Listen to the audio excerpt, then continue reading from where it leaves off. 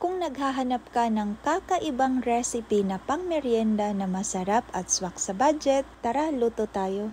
So gagamit lang tayo ng 1 kilong nilagang kamote. Orange kamote nga pala ang nabili ko. At may halo din itong purple at yellow na kamote. So pagkatapos naman natin itong mabalatan, kailangan muna natin itong hiwain para mas madali nating madurog ito mamaya.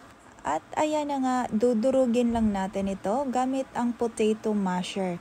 Kung wala pala kayong potato masher, pwede kayong gumamit ng tinidor. So pagkatapos natin itong madurog, pwede na nating lagyan ng 1/4 cup of stevia. Maglagay din tayo ng 1 cup of cornstarch and 1/4 teaspoon of pink Himalayan salt or any salt. Pagkatapos, i-mix lang natin ito ng mabuti. At pag ganito na yung itsura, pwede na natin ilagay ang 1 pirasong large egg. Tapos imasa lang natin ito gamit ang ating kamay.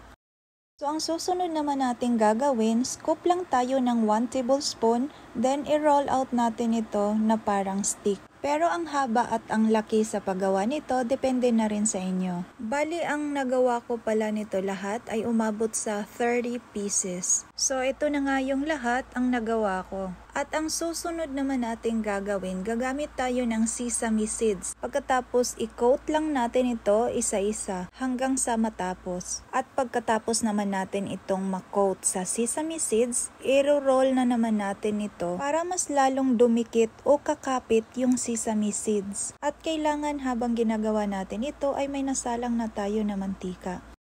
At pag mainit na yung mantika, ilagay na natin ito. 10 piraso nga lang pala ang lulutuin ko. At ang natira naman ito, pwede nating i-preserve, ilagay lang natin sa freezer. Pag ganito naka-golden brown ang color, pwede na natin tong hanguin. Ibig sabihin, luto na po ito. Insaktong-insakto na yung pagka-golden brown. Bago ko pala makalimutan, kailangan nasa medium heat lang ang apoy natin. So, hahanguin lang natin ito at i-set aside muna natin.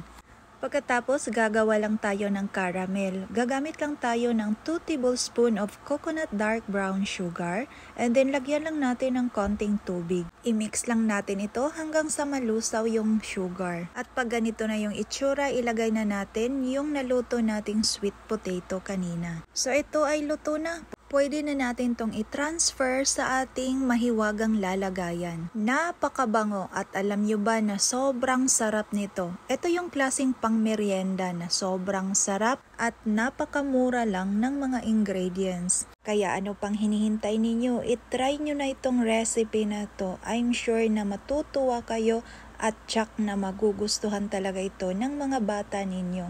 At para nga pala sa kompletong listahan ng ating sangkap, ilalagay ko na po sa comment section.